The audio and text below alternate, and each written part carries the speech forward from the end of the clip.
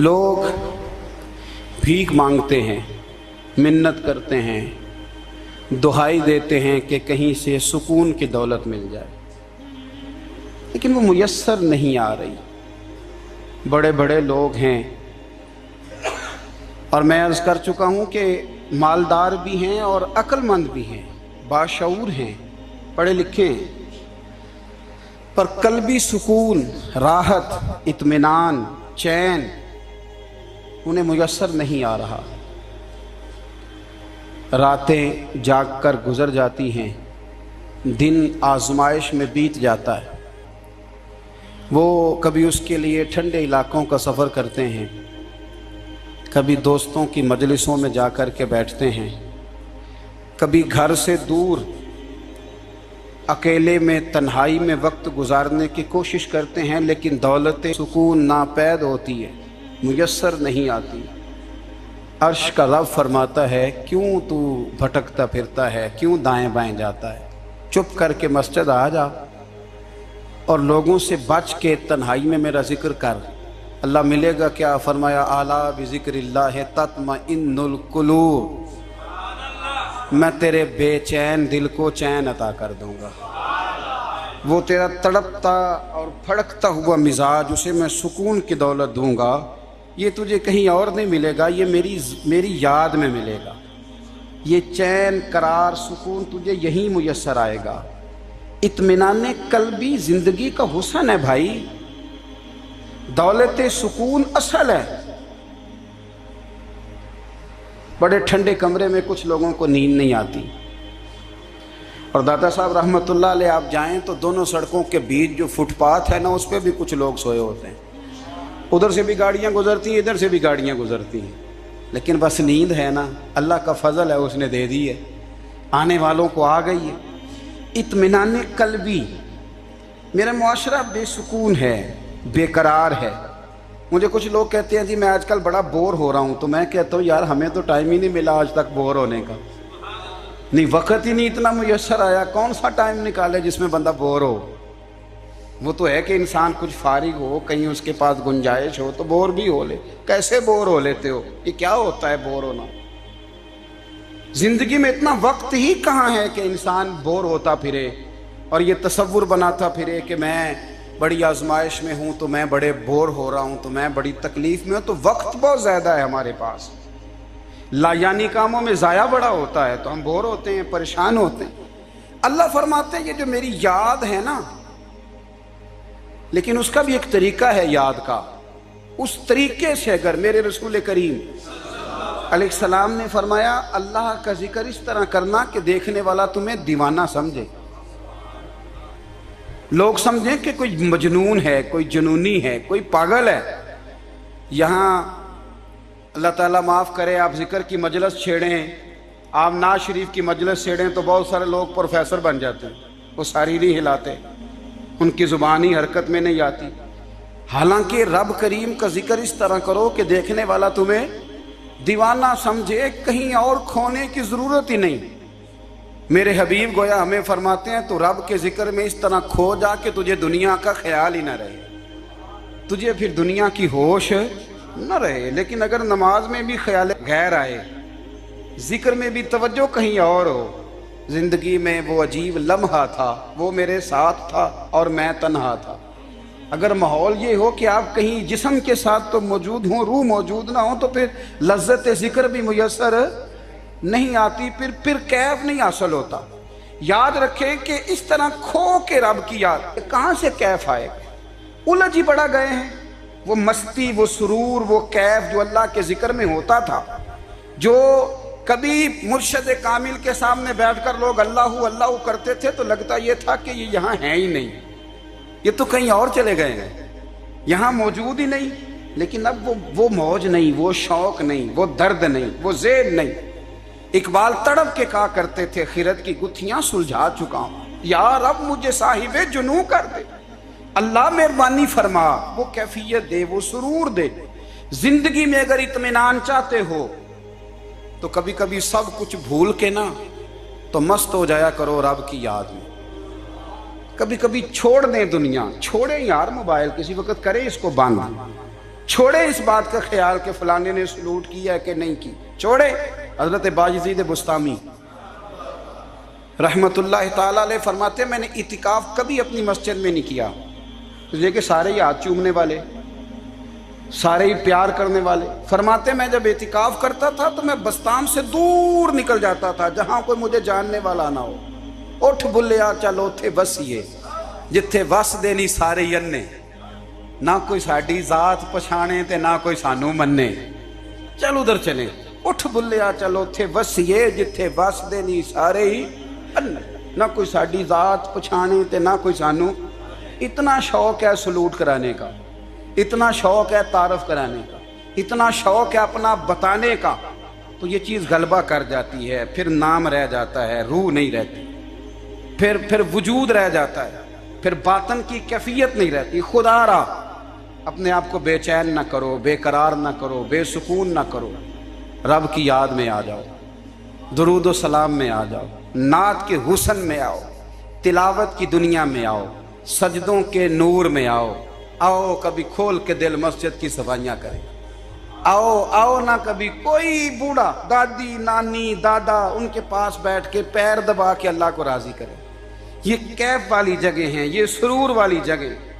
اتنی بے چین ہماری زندگی ہے، بے قرار ہے، تڑپتے ہوئے لوگ، لڑتے ہوئے لوگ، ایسے لگتا ہے ابھی ایک دوسرے کا گریبان تھام لیں گے، بے قرار، بے چین۔ کسی کو انتظار کا کہا جائے نا کہ 10-20 منٹ کسی کا انتظار کرو، تو بعض لوگ مجھے ایسے لگتا ہے جیسے یہ ان کا کلیجہ پھٹ جائے گا، ڈاکٹر کے انتظار میں بیٹھے ہیں تو بڑے پریشان ہیں۔ کسی کو ملنے گئے ہیں کو آدھا گھنٹہ بیٹھنا پڑ گیا تو بڑی دقت میں ہیں۔ اپنے آپ کو سکون دیں۔ آپ یقین کریں بڑا مزہ آتا ہے، کبھی کسی کا انتظار کرنا پڑے تو 2-4 تسبیح درود شریف پڑھی جاتی ہے، یعنی ذوق بن جاتا ہے کہ چلو اللہ نے موقع دیا ہے، کوئی سرکار کو یاد کر لیں، تنہائی مل گئی۔ ہمارا مزاج جس سختی کا شکار ہے، وہ سختی آہستہ آہستہ ہمیں زیادہ آزمائش میں ڈال دے۔ تو میرے بھائی زندگی میں اطمینان حسن ہے، اور وہ سب سے زیادہ اللہ کی یاد میں ملتا ہے، وہ سب سے زیادہ رب کریم کے ذکر میں۔ سب سے زیادہ جو چاہتا ہے نا دل ٹھنڈا رہے، زبان میٹھی رہے، وہ مدینے والے محبوب پہ درود و سلام پڑھا کرے، وہ حضور پہ درود و سلام پڑھا کرے، زبان میٹھی رہے گی۔ میرا ذاتی تجربہ ہے کہ جو آدمی اپنے اخلاق سنوارنا چاہے وہ حضور پہ درود شریف پڑھے، جو اپنے اخلاق سنوارنا چاہے، طبیعت کو ٹھنڈا رکھنا چاہے، وہ درود شریف پڑھے، اس کا دل سکون میں آئے گا۔ کچھ کام اور ہیں زندگی میں اطمینان کے لیے، ان کا ہونا بھی بڑا ضروری ہے۔ سب سے پہلے اگر آپ چاہتے ہیں نا زندگی میں سکون ہو تو حقیقتوں کا سامنا کرنا سیکھیں، آپ جو ہیں وہ رہنا سیکھیں، جو آپ نہیں ہیں وہ بننے کی کوشش نہ کریں۔ حقیقت کا سامنا کرو گے تو زندگی اطمینان میں آ جائے گی۔ ہم نے نا بہانے بنا لیے ہیں، ہیلے بنا لیے، جھوٹ کے سہارے اپنے آپ کو اونچا کر لیا۔ ایک آدمی سے کہا جاتا ہے تو رشوت نہ لے، تو کہتا ہے میں غریبوں سے نہیں لیتا۔ تو میرا سوال یہ ہے کہ امیروں کا حساب لینے کی اللہ نے تیری ڈیوٹی لگائی ہے، تیرے ذمہ لگایا ہے کہ تو امیروں کا حساب کر، تمہیں کیا ضرورت پڑی ہے؟ ہم نا بہانہ کرتے ہیں، رشوت لینے والے کا الگ بہانہ ہے اور سفارش والے کا الگ بہانہ ہے۔ حقیقت کا سامنا کریں، حقیقت کا۔ جو میرے ذمہ داریاں ہیں وہ میں نے پوری کر لی، جو آپ کی ذمہ داریاں ہیں وہ آپ جان نہ چھڑائیں، حقیقت پسند بنیں۔ میرے رسول کریم، پھر پڑھیے درود شریف صلی اللہ تعالی علیہ وسلم۔ حضور صلی اللہ علیہ وسلم نے فرمایا کہ میری بیٹی سیدہ فاطمہ الزہرا رضی اللہ تعالی عنہا صرف جنتی نہیں، جنتی عورتوں کی سردار ہے۔ لیکن حضور نے یہ بھی فرمایا کہ فاطمہ یہ خیال رکھنا اگر اللہ نے حساب پوچھا تو حساب تم نے خود دینا ہے۔ حقیقت کی طرف توجہ کرائی حضور نے، وہ صرف جنتی نہیں، جنتی عورتوں کی سردار ہیں، پر حقیقت کی جانب توجہ۔ میں حقیقت یہ ہے کہ اگر مالک نے حساب پوچھا تو اس کی تیاری بھی کرنی ہے۔ دیکھیں نا ہمیں کچھ یقین نہیں، اللہ معاف کرے کہ ہمارا حساب کیسا ہوگا، لیکن کتنے آزاد ہیں۔ یعنی بڑی دلیری سے بندے کہتے ہیں فجر نہیں پڑھتا جی، 3 پڑھتا ہوں جی، شاہ رہ جاتی ہے جی، کپڑے صاحب، بڑی دلیری سے۔ اور سیدہ فاطمہ الزہرا نے ساری رات مصلی آباد رکھا ہے، حالانکہ انہیں یقین تھا کہ رب مجھے بغیر حساب کتاب جنت دے گا۔ حقیقت کا سامنا کریں، جو حقوق آپ کے ہیں وہ آپ نے ادا کرنا ہے۔ جو ذمہ داریاں ہیں وہ ذمہ داریاں ہیں. دیکھیں نا حضرت موسیٰ کلیم اللہ علیہ السلام کے پاس اسرائیل روح نکالنے آئے تو حضرت موسیٰ نے تھپڑ مارا، آنکھ نکال دی. واپس گئے، اللہ انہوں نے تو جلال فرمایا ہے، کہا موسیٰ علیہ السلام سے کہیے بیل کی پشت پر ہاتھ رکھیں، جتنے بال ان کے دستے مبارک کے نیچے آئیں گے اتنے 1000 سال ان کی عمر بڑھا دی جائے گی. یعنی میرے کان میں کوئی بتا دے کہ جناب 60 سال بڑھ گئی، یا آپ کے کان میں کوئی کہہ دے تو خوشی ہوتی ہے کہ نہیں؟ لیکن یہ حقیقت پسندی نہیں، اس لیے کہ 60 بھی گزر جائیں گے، 70 بھی، یہ حقیقت نہیں. حضرت موسیٰ کلیم، چلے میں مثال دیتا ہوں، سمجھ لے 10 بال، حالانکہ بہت زیادہ آتے ہوں گے، 10 بال اگر حضرت موسیٰ کے ہاتھ کے نیچے آئے تو 10,000 سال تو عمر بڑھ گئی نا. 10 یعنی 10 سال نہیں، 10 نہیں، 10 بہت زیادہ تھی نا. حضرت موسیٰ کلیم اللہ علیہ السلام سے آ کے عرض کیا گیا حضور بیل کی پشت پر ہاتھ رکھیں، جتنے آپ کے ہاتھ کے نیچے بال آئیں گے اتنے 1000 سال عمر بڑھ جائے گی. تو حضرت موسیٰ نے حقیقت پسندی والی بات کی، فرمایا پھر کیا ہوگا؟ 10,000 سال کے بعد پھر کیا ہوگا؟ کہا حضور جانا تو پھر بھی ہے. فرمایا پھر ابھی چلتے ہیں. اگر جانا ہے نا، جانا ہے تو پھر، اگر جانا ہے تو پھر ابھی. اور سجنوں اگر نماز پڑھنی ہے تو ابھی کیوں نہیں؟ اگر داڑھی رکھنی ہے تو پھر رمضان کا انتظار کیوں کریں؟ ابھی کیوں نہیں؟ اگر سچ بولنا ہے تو پھر، اگر رزق حلال کھانا ہے تو پھر انتظار کاہے کا؟ حقیقت ہوتی ہے، بہانہ ہوتا ہے. حقیقت چھپ نہیں سکتی بناوٹ کے اصولوں سے، کیونکہ خوشبو آ نہیں سکتی کبھی کاغذ کے پھولوں سے. یہ بات یاد رکھیں. اگر جانا ہے تو حضرت کلیم فرمانے لگے پھر 10,000 سال کے بعد بھی جانا ہے تو آج بھی. ہمیں بے قراری زندگی میں اس لیے کہ ہم حقیقت پسند نہیں، ہم بہانوں میں، ہم ہواؤں میں جیتے ہیں، ہواؤں میں، خیالات میں زندگی گزارتے ہیں. بڑا ٹائم پڑا ہے، مثلاً کتنا میرے رسول کریم صلی اللہ تعالیٰ علیہ وآلہ وسلم نے ایک دن صحابہ سے فرمایا تمہیں حیا نہیں آتی؟ حضور کیا ہوا؟ فرمایا وہ والے مکان بناتے ہو جن میں تم رہ نہیں سکتے، وہ والا مال جمع کرتے ہو جو کھا نہیں سکتے، حیا نہیں آتی؟ عرض کی حضور حکم کریں. تو محبوب فرمانے لگے جوتے کا ایک تسمہ بند کرتا ہوں تو سوچتا ہوں دوسرا بند کرنے سے پہلے موت آ جائے گی. ایک سانس اندر جاتی ہے تو دوسرا آنے سے پہلے میں یاد کرتا ہوں کہ مجھے دنیا سے جانا ہے. تمہیں حیا نہیں آتی؟ وہ مکان بناتے ہو جن میں رہ ہی نہیں سکتے، وہ مال جمع کرتے ہو جو کھا. حقیقت پسند نہیں بھائی. ہم بہت سارے لوگ ہیں بڑی باتیں سناتے ہیں، بڑی، میں کہتا ہوں اصل میں نا زیادہ باتیں سنا کے نا بیچارہ اپنے آپ کو مطمئن کرنا چاہتا ہے. اصل بات یہ ہے کہ اندر سے نا ہلا ہوا ہے، کچھ بھی نہیں، بڑا زیادہ ہنستا ہے اور مجھے لگتا ہے کہ کوئی گہرا زخم چھپا رہا ہے. اس لیے ملمہ سازی، حقیقت پسند بنو، حقیقت پسند. یاد رکھنا من ترک صلاۃ متعمدا فقد کفر. میرے رسول نے حقیقت بیان کی، فرمایا جس نے ایک نماز بھی جان بوجھ کے چھوڑی اس نے رب کے رب ہونے کا انکار کیا، اس نے کفران نعمت کیا. یہ حقیقت ہے، کوئی کلیریفیکیشن نہیں، کوئی وضاحت نہیں. جو نماز نہیں پڑھتا جھوٹ بولتا ہے، غلط بیانی کرتا ہے. جو شخص رزق حرام کما کے کہتا ہے کہ اس کے بغیر گزارا نہیں چلتا وہ جھوٹ بولتا ہے. اس لیے کہ رب فرماتا ہے جب تجھے پیدا کیا ہے تو تیرا رزق میرے ذمہ ہے. اللہ فرماتا ہے کہ لا یکلف اللہ نفسا الا وسعہا، میں کسی پر وہ بوجھ نہیں ڈالتا جو اٹھا نہ سکے. نماز فرض کیا اس کا مطلب ہے ہم پڑھنے کے قابل ہیں. اس نے ہمارے ذمہ داریاں لگائی ہیں تو مطلب یہ ہے کہ ہم ذمہ داریاں ادا کرنے کے قابل ہیں، ورنہ وہ کہتا ہے میں وہ بوجھ ڈالتا ہی نہیں جو تجھ سے اٹھایا نہ جائے. اگر چاہتے ہو کہ زندگی میں اطمینان ملے تو خدا را حقیقت پسندوں والی زندگی گزارو. یہ فضاؤں میں زندہ رہنا، ہواؤں میں، اللہ بڑا معاف کرنے والا ہے، اللہ بڑا کریم ہے، معاف کر دے گا. تو بھئی یہ بات صحابہ کو بھی پتا تھی، یہ اہل بیت کو بھی خبر تھی، تو وہ تو ایک ایک بات کا لحاظ کرتے تھے.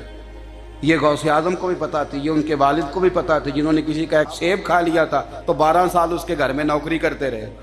انہیں نہیں پتا تھا اللہ بڑا کریم ہے، معاف کر دے گا، ایک سیب ہی ہے نا. تو حقیقت پسندی آپ کو سکون دے گی. اور اگر آپ نے اپنے آپ کو غیر مطمئن کیا ہوا ہے، بات کچھ اور ہے، اور آپ نے اپنے آپ کو ڈال کسی اور طرف لیا ہے، تو پھر آپ کو سکون مل سکتا؟ سکون حقیقت پسندی میں، اصل میں سکون ہوتا ہے، اداکاری میں سکون نہیں ہوتا۔ تیسری بات سنیں، اگر آپ چاہتے ہیں زندگی میں مطمئن رہیں تو دنیا داروں سے امیدیں توڑ دیں، اللہ اور اس کے رسول سے امید وابستہ کریں، اولیاء اللہ سے امیدیں وابستہ کریں، صحابہ اور اہل بیت سے امیدیں، اللہ اور اللہ والوں سے امیدیں، دنیا داروں سے امیدیں۔ آپ کو پتہ ہے دنیا دار کی تباہی کب ہوتی ہے؟ جب انہیں خوش آمدی مل جاتا ہے۔ چودھری کا بیڑا اس وقت غرق ہوتا ہے جب اسے چودھری کہنے والے زیادہ ہو جاتے ہیں۔ سیٹھ صاحب اور نواب صاحب بیچارے تباہ تب ہوتے ہیں بھولے پن میں، جب ان کے دائیں بائیں ریلا ہوتا ہے سیٹھ صاحب کہنے کا، لوگ انہیں کھانا چاہتے ہیں، پیار ان کا نہیں ہوتا، ان کی جیب کا ہوتا ہے، محبت ان سے نہیں ہوتی، ان کی کرسی سے ہوتی ہے، ضروریات کا پیار ہوتا ہے، تباہ کر دیا جاتا ہے۔ ہماری ساری توقعات دنیا داروں سے وابستہ ہو گئی ہیں، ناراض نہ ہونا۔ پیروں نے، مولویوں نے، درویشوں نے، انہوں نے بھی سیٹھ رکھے ہوئے جلسوں کی صدارت کرانے کے لیے، یعنی مذہبی جلسہ ہے، اس میں بہت زبردست پڑھے لکھے صاحب تقوی عالم کا خطاب ہے، اور کی صدارت وہ بندہ کر رہا ہے جس نے عشاء کی نماز بھی نہیں پڑھی، وہ بندہ صدارت کر رہا ہے۔ کیوں؟ اس لیے کہ اس نے ₹1,00,000 دیا ہے محفل میں۔ خدا را دنیا داروں سے امیدیں چھوڑ دیں، ورنہ آپ کمزور پڑ جائیں گے، آپ کی امیدیں ٹوٹیں گی۔ کتنا کمزور ہے وہ شخص جو 2-4 ہزار کے لیے کسی بندے کی چاپلوسی کرتا ہے، اس کے پیچھے بھاگتا ہے، خوش آمدیں کرتا ہے تھوڑے سے نوٹوں کے لیے، دکھ سکھ میں کام آئے گا اس کام کے لیے۔ میرے رسول کریم علیہ السلام نے فرمایا، جس نے بندوں کو راضی کرتے کرتے رب کو ناراض کر دیا، اس کی دنیا بھی گئی اور آخرت بھی گئی۔ اور فرمایا جس نے بندوں کی پرواہ نہیں کی، اللہ کو راضی کیا، فرمایا اگر رب راضی ہو گیا تو لوگوں کے دلوں میں بھی محبت پیدا فرما دے گا۔ کیا ضرورت ہے خوش آمد کرنا دنیا داروں کی، سیٹوں کی، نوابوں کی، چاپلو۔ اور میں آپ کو ایک بات بتاؤں، ہوتا پتہ کیا ہے؟ یہ جو حب جا اور حب با ہوتی ہے نا، اس سے پیٹ نہیں بھرتا۔ آپ کو اگر خوش آمد کرنی ہے تو پھر آپ کو ساری زندگی کرنی ہے۔ پھر ان کو بھی پتہ ہوتا ہے کہ تعلق کس بنیاد پر ہے، اس میں کبھی بھی خلوص پیدا نہیں ہوتا۔ آپ بے چین رہتے ہیں، بے قرار رہتے ہیں، آپ کو تکلیف رہتی ہے ہمیشہ۔ کبھی بھی دنیا داروں سے امیدیں وابستہ نہ کریں۔ ایک بات سنیں بڑی شاندار، امام غزالی نے لکھی ہے۔ امام غزالی فرماتے ہیں کہ ہارون رشید نا حج کر کے واپس آیا بغداد میں، تو کونے میں حضرت بہلول دانا بیٹھے تھے، رش بہت تھا، مجمع بڑا تھا۔ حضرت بہلول دانا بھی سڑک کے کنارے بیٹھے تھے، تو سپاہی کہنے لگے یہاں سے اٹھ جاؤ، فرمانے لگے ہارون رشید کی زمین نہیں، زمین میرے رب کی ہے، میں کیوں اٹھوں؟ وہ قریب سے گزرا تو سلام لی، تو آپ نے اس کا پروٹوکول دیکھا تو فرمانے لگے ہارون رشید تجھ سے تگڑے تگڑے موٹے موٹے پروٹوکول میں نے لوگوں کے دیکھے ہیں، اور یہ جو تیرے دائیں بائیں آج تیرے نعرے لگا رہے ہیں، یہ پہلے ان لوگوں کے نعرے لگایا کرتے تھے، اور تھوڑا وقت گزرنے دے، جو تیرے بعد آئے گا نا، یہ سارے پھر ان کے نعرے بھی لگائیں گے۔ تو جھوٹ کی دنیا میں زندہ ہے، ان سے تو نے امیدیں وابستہ کی ہیں، یہ کل اس کے نعرے لگائیں گے۔ اس کے دل پہ بڑا اثر ہوا، گھوڑے سے اتر آیا، آگے کہنے لگا حضور آپ نے مجھے بڑی اچھی نصیحت کی ہے، میرا دل بڑا ٹھنڈا ہوا ہے، میں نے سنا ہے آپ مقروض ہیں، کچھ لوگوں کا قرض، تو مجھے کوئی حکم ہی کر دیں۔ آپ ہنسنے لگے، فرمانے لگے یار تو بڑا ہی بیوقوف ہے، بڑا ہی بیوقوف ہے، تو میں تجھے نصیحت کر رہا ہوں، تو مجھے الجھا رہا ہے، حضور کوئی حکم کر دیں۔ کیا خوبصورت انداز ہے رب کریم کے بندوں کا۔ حضرت بہلول دانا فرمانے لگے تیرا رب کون ہے؟ کہا اللہ۔ تو فرمایا میرا کون ہے؟ کہا اللہ۔ فرمانے لگے یہ تو نہیں نہ ہو سکتا کہ اللہ ہارون رشید کو دیتا رہے اور بہلول دانا کو بھول ہی جائے، یہ تو نہیں نہ ہو سکتا کہ ہارون رشید کو دیتا رہے اور بہلول دانا کو بھول جائے۔ فرمایا اس کا دل، اس کا ارادہ ہوا، ارادہ قدرت ہوا کہ بہلول مقروض رہنا چاہیے، تو اگر رب مجھے رکھنا چاہتا ہے، دکھ قبول محمد بخشا، راضی رہن پیارے، اگر وہ چاہتا ہے میں مقروض رہوں تو میں بھی چاہتا ہوں کہ میں مقروض ہی رہوں۔ یہ تو نہیں نہ ہو سکتا کہ تجھے دے اور مجھے نہ دے، فرمایا میری تجھ سے کوئی امید نہیں، مجھے جب بھی دے گا میرا رب بھی دے گا، اور وہ دے گا تو پھر انشاءاللہ خزانے کھول کے دے گا۔ دنیا داروں سے امیدیں وابستہ کرنا، لوگوں کے پیچھے، یہ چھوڑ دیں، آپ بے چین رہیں گے، بے قرار رہیں گے۔ اللہ والوں سے ضرور امیدیں وابستہ کریں، اس لیے کہ ان کے پاس جو کچھ ہوتا ہے وہ دراصل رب کا ہی ہوتا ہے۔ لیکن سیٹھوں سے، نوابوں سے، سیاستدانوں سے باز آ جائیں، ہماری بڑی امیدیں وابستہ ہیں۔ میں اکثر کہتا ہوں جتنے پھیرے نوکری کے لیے دنیا دار کے دروازے پہ لگائے ہیں نا، اس سے کم دفعہ مسجد میں نفل پڑے ہوتے تو رب اتنی بڑی مہربانی فرما دیتا۔ تیسری بات یہ یاد رکھیں، اگر سکون لینا چاہتے ہیں نا، اگر سکون لینا چاہتے ہو نا تو لوگوں کو ڈسکس کرنا بند کر دو۔ کس کو اللہ نے کتنے پیسے دیے ہیں وہ جانے اور اللہ جانے، کس کو اللہ نے کتنی گاڑیاں دی ہیں وہ جانے، اور لوگوں کو ڈسکس کرنا۔ جی یعنی میں ایک جگہ بیٹھا تھا تو ایک صاحب گاڑی والا گزرا، گاڑی میں بیٹھ کے، اس کا پڑوسی تھا، کہندے تھا منہ ہے کار والا، میں کہ وہ تے ہے تاں ہی بیٹھا ہے، تے ہن میں کہ سمجھانا سی نا انہوں، میں کہ توں تے میں حساب لائیے بھی ساڈے کول کوئی نہیں، وہ تے ہے، لیکن نا اللہ نے اسے دی ہے نا، تو اللہ نے چاہا نا وہ کار میں بیٹھے، تو اس نے پھٹے پہ بیٹھ کے یہ تبصرہ کیا کہ منہ ہے کار والا، میں کہ ابھی وہ تے ہے تاں کار ہے۔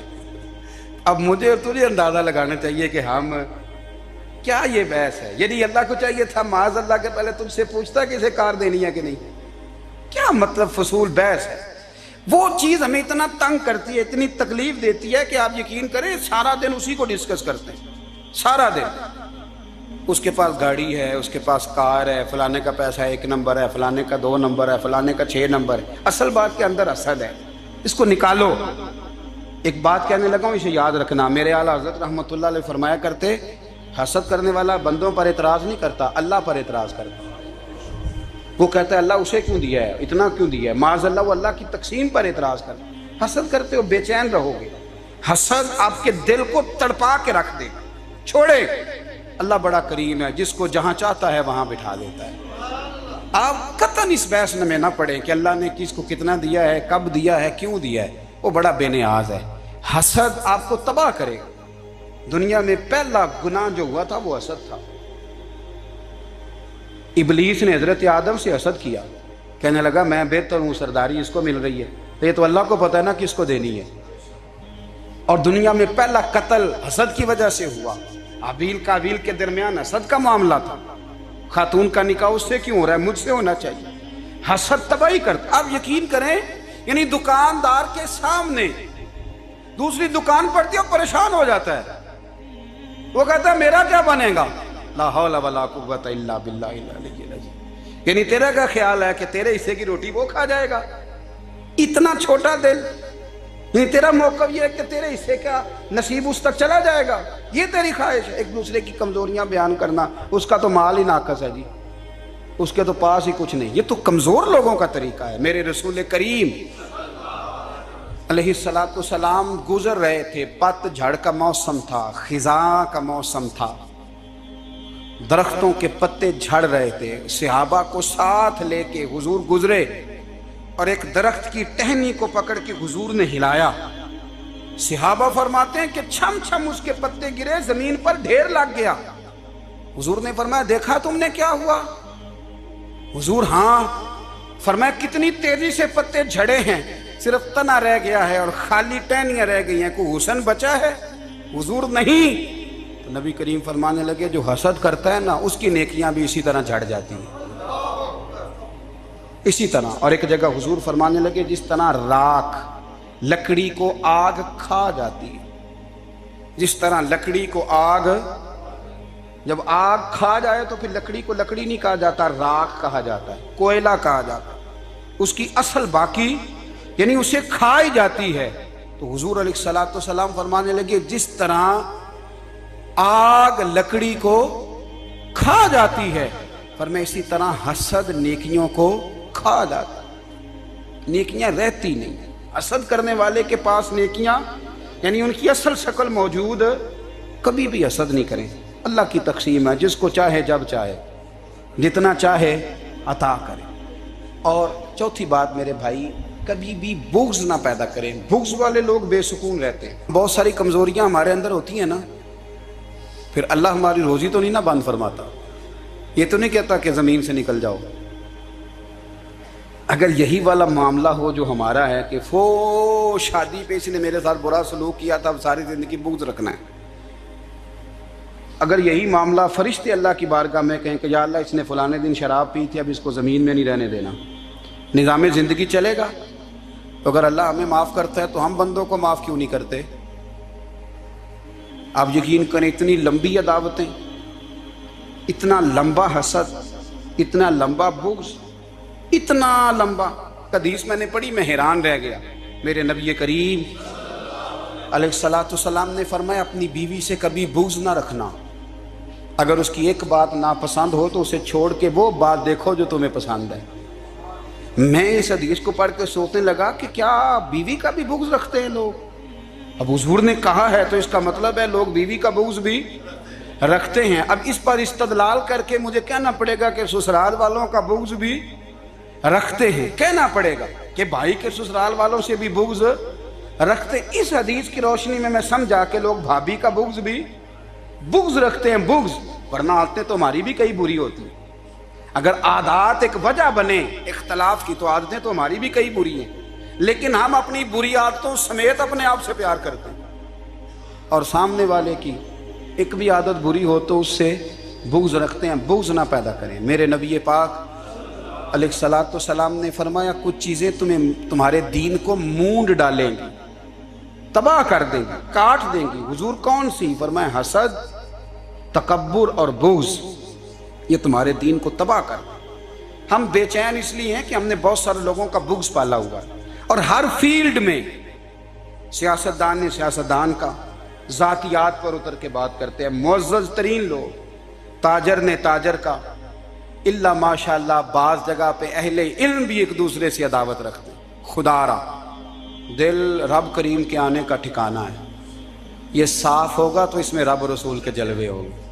اگر اس میں عداوت ہو، اس میں بغض ہو، اس میں کینہ ہو، نفاق ہو، سنیں میرے رسول کریم حضرت ابوبکر صدیق رضی اللہ تعالیٰ عنہ کہتے ہیں میں رو ہی پڑا. مکہ فتح ہوا نا تو اکرمہ بن ابو جہل نے پیغام بھیجا کہ میں نا کلمہ پڑھنے کے لیے آ رہا ہوں. بات لمبی ہے، میں موضوع پہ رہنا چاہتا ہوں. کہتے ہیں جب وہ آنے لگا نا تو نبی پاک نے ہم سب کو بلایا. ہم حاضر خدمت ہوئے تو حضور فرمانے لگے کہ اس کے باپ نے نا بڑا ظلم کیا ہے ہمارے ساتھ، ابو جہل نے بڑا ستایا ہے، بڑی تکلیف دی ہے.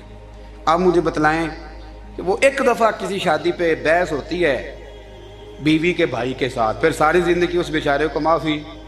وہ 10 دفعہ گھر آتا ہے معافی مانگنے پر سوال ہی نہیں پیدا ہوتا. میں ہو مجھے ہی کہہ دیا، یعنی پھر میں مجھے ہی کہہ دیا آپ نے، اور میری شان میں بے ادبی، اور پھر میں معاف کر دوں. توبہ توبہ توبہ، یہ کیسے ہو سکتا ہے؟ میری ناک نیچی ہو جائے گی، اور آپ نے مجھے کہہ دیا، سوال ہی نہیں پیدا ہوتا. اور یہ رونا میں اکثر ہوتا ہوں کہ شادی والے دن داماد صاحب کا زیادہ دماغ خراب ہوتا ہے. جب چھوٹی سالی کی شادی ہوتی ہے نا، اس دن اس کو بخار چڑھتا ہے، کوئی اس کو کان میں کہتا ہے تیری عزت نہیں کر دے. اس دن اس کا دماغ خراب ہو جاتا ہے، بچے اٹھا کے نکل آتا ہے. وہ بیچارہ سسر منتیں کر رہا ہوتا ہے کہ تیری مہربانی آ جا، یہ عزت کرا رہا ہے. تو میں نے کہا احتجاج کر کے جو عزت کرائی جاتی ہے وہ عزت نہیں ہوتی. ہاں یہاں مانگ کے عزت لیتے ہیں لوگ، یا احتجاج کی کوئی عزت ہے؟ آپ کے اندر کمالات اتنے ہوں کہ آپ کی عزت کرنے کو دل چاہے، یعنی مزہ آئے، یعنی لطف آئے، یعنی آپ دور بیٹھے ہوں تو کسی کا دل کرے آپ کو اسٹیج پہ بلانے کے لیے. یہ کیا بات ہوئی کہ چھائے جانا اور بھاگ کے آگے جانا؟ ان سے نکلیں. اکرمہ بن ابو جہل کلمہ پڑھنے کے ارادے سے آ رہے ہیں. حضور علیہ السلام نے صحابہ کو بلایا. کتنی زیادہ عداوت رکھی جا سکتی تھی معاذ اللہ. کب سے وہ چلا تھا ظلم کرنے، اور اس کے بعد اس کا بیٹا شروع ہو گیا. کتنی باتیں تھیں جو ناقابل معافی تھیں، پر کریم رسول نے ہمیں بتلایا ہے کہ سکون والی زندگی کہتے کس کو ہے. جب سب لوگ جمع ہو گئے تو حضور نے فرمایا بھئی وہ کلمہ پڑھنے آ رہا ہے، اس کے باپ نے ظلم بڑے کیے ہیں، پر میری نصیحت یہ ہے کہ اس کے سامنے اس کے باپ کو برا نہ کہے. خبردار کوئی اس کے سامنے کوئی بات نہ کرے. اب وہ کلمہ پڑھنے آ رہا ہے، مطیع ہو کے آ رہا ہے، بان کے آ رہا ہے. کہتے ہیں اللہ کے رسول نے نا کافی دیر تک خطبہ دیا، بریفنگ دی، بات سمجھائی. جناب صدیق اکبر کہتے ہیں میں رو پڑا.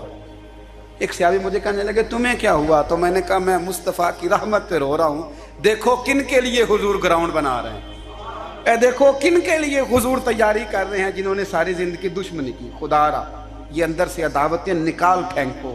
او بھائی اتنا تو لمبا ٹائم ہی کوئی نہیں، اتنا تو وقت ہی کوئی نہیں، اس کو صاف رکھو۔ بندہ کوئی کر بھی گیا تو کوئی حرج نہیں، چنگی مندی سجنا کولوں 100 واری ہو جاندی، یار یاراں دا گلا نہیں کر دے۔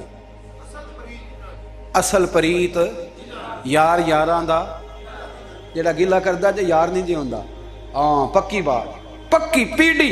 میرا ایک سنگی مجھے آ کے آنے لگا فلانی جگہ بندہ یہ بات کر رہا تھا، میں کہ تو اوتھے ہی سے سوندا سے تم ہی نال ہی سے، میرا تو سجن باس ہو نہیں سکتا۔ چنگی مندی سجنا کولوں 100 واری ہو جاندی، یار یاراں دا گلا نہیں کر دے، اصل پریت جنہ دی۔ ہاں جو بندے پھر ہوتے اس طرح کے ان کے لیے بھی میاں صاحب نے کہا ہے، ان کے لیے بھی میاں صاحب نے کہا ہے، ان کے لیے بھی آپ نے بات ارشاد فرمائی ہے۔ آپ نے فرمایا چنگا ہویا لڑ نیڑیوں چھٹا، کتے عمر نہیں لنگی ساری، بے قدراں دی یاری کولوں توبہ لکھ لکھ باری، او چنگا ہویا لڑ نیڑیوں چھٹا، کتے عمر نہیں لنگی ساری۔